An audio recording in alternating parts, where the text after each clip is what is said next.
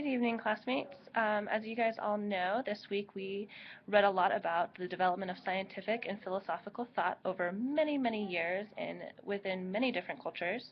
In particular, my group talked about, and I think the other groups as well, discussed the Middle Ages and what characteristics about the Middle Ages made it so unique, as well as posed a threat to the development of science.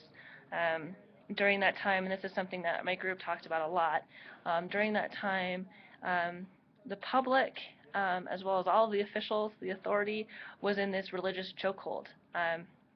The church was the say-all for any part of life, not just philosophical thought, but the way that you conduct your daily life, all centered around the church.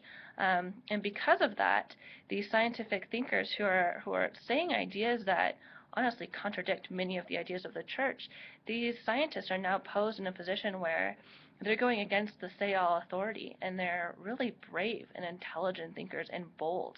And extremely educated, and this was really, really rare for that time period. We talked in the group that there was one of the main characteristics we felt that threatened science was the fact that majority of the public was extremely ignorant, and not necessarily to a fault of their own, but simply to a fault of their environment. You're born in an environment that tells you this is the truth, this is only the truth, and this is the only way you think, and everyone else says the same thing, minus like one out of what, 100, 200 people, more than that. It makes it hard to believe some of the ideas, these brilliant ideas that these people were coming up with. We talked about a lot about the different types of ideas that were brought about and the different types of people who were the leaders of this kind of intellectual revolution that was happening in a small sect of the Middle Ages. In particular, there was Razes. I can't say any of these names. I'm about to butcher all of them, but it's Razes. I really like the fact that he just completely said, I'm not going to look at demonic theory. I'm going to use chemistry. That's pretty great. There was Avencia, who basically said the same thing, that it wasn't, he figured it can't be just demons that are causing mental disorders, but perhaps it is biology. Good thinker.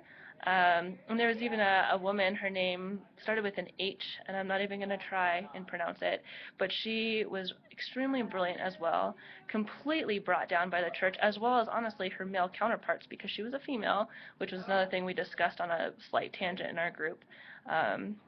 But because she was a female, her ideas were not accepted at all. And she brought up ideas about music therapy that we're still talking about today. And that's incredible. She was way ahead of her time. All of these thinkers were truly ahead of their time.